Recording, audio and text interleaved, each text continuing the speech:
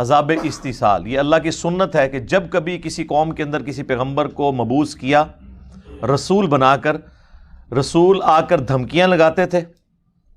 کہ یا تو ہم پر ایمان لاؤ ورنہ بڑے دن کا عذاب تمہیں آ پکڑے گا، اور at the end of the day قوم پہ عذاب آ جاتا تھا، اہل ایمان بچا لیے جاتے تھے اور جو کافر تھے وہ تباہ و برباد کر دیے جاتے تھے۔ اسی کانٹیکسٹ میں ہمارے محبوب صلی اللہ علیہ وآلہ وسلم بھی چونکہ رسول تھے، آپ نے بھی دھمکیاں لگائیں۔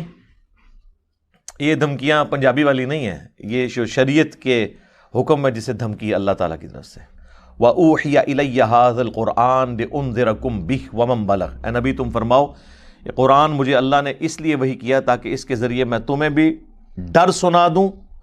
دھمکا دوں آخرت کے بارے میں کہ اللہ کے حضور تمہاری پیشی ہے، اور جس تک یہ کتاب پہنچ جائے۔ سورۃ الانعام کی آیت نمبر یہ 19 ہے۔ اب نبی علیہ السلام نے بھی ظاہر ایک دھمکی اس اعتبار سے لگا دی کہ یا مجھ پر ایمان لاؤ ادروائز پھر عذاب استیصال آئے گا۔ لیکن ہمارے نبی صلی اللہ علیہ وآلہ وسلم کے کیس میں یہ عذاب استیصال آسمان سے عذاب کی شکل میں یا کسی غیبی چنگھاڑ کی شکل میں یا سمندری طوفان میں غرق کرنے کی شکل میں نہیں آیا، بلکہ صحابہ کرام کی تلواریں مسلط کر دی گئیں، اور یہی وجہ ہے کہ قتال اس امت کی خصوصیت ہے، اور اس کا ذکر بھی سورہ التوبہ کی آیت نمبر 14 میں موجود ہے کہ اللہ تعالیٰ اے مسلمانوں تمہاری تلواروں کے ذریعے ان پر عذاب نازل کرے گا۔ اور وہ عذاب کی قسطیں غزوہ بدر کی شکل میں، غزوہ خندق کی شکل میں ان پر آئیں، اور پھر الٹیمیٹلی مشرکین عرب پہ آخری جو عذاب آیا غزوہ حنین کی شکل میں جو فتح مکہ کے بعد ہوا، اور پھر اس کے یعنی فتح مکہ کے فوراً بعد یہ دھمکی آ گئی سورہ التوبہ میں کہ اب 4 مہینے کا ٹائم ہے، یا تو اسلام قبول کر لو یا یہ جزیرہ نما عرب چھوڑ کے چلے جاؤ ورنہ اللہ کا عذاب آئے گا۔ ظاہر ہے 23 سال کی پیچھے تبلیغ تھی، عذاب نہیں تھا آنا، عذاب کی شکل مختلف تھی۔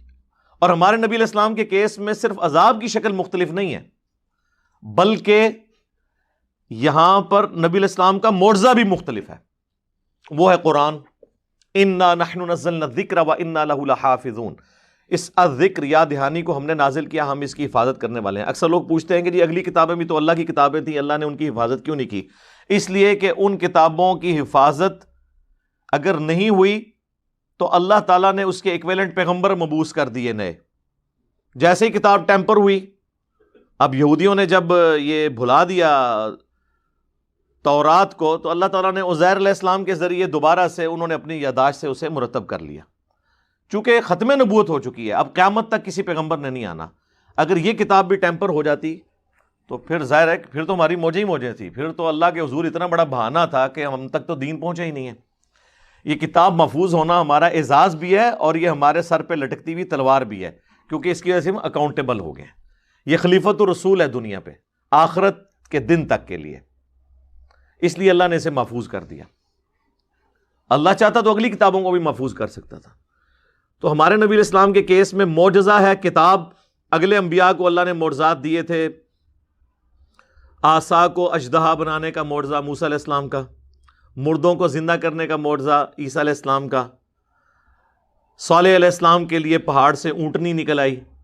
یہ وہ سارے فزیکل فینومینا آف نیچر کو توڑنے والے حصی معجزات تھے۔ ہمارے نبی علیہ السلام کے کیس میں بھی ایسے معجزات رپورٹ ہوئے ہیں، لیکن وہ دعوے نبوت کے طور پہ نہیں ہوئے۔ صحابہ کرام کے ساتھ ہو گیا، جیسے بخاری مسلم میں حدیث ہے، صلح حدیبیہ کے موقع پر پانی جب ختم ہو گیا تو ایک پیالہ حضور کو پیش کیا گیا، پورے اس مجمع میں سے صرف ایک پیالہ نکلا، آپ نے اپنی مبارک انگلیاں اس میں داخل کیں۔ بخاری مسلم کے الفاظ ہیں، جابر بن عبداللہ کہتے ہیں کہ چشمے پھوٹ پڑے اسی پیالے میں سے، اور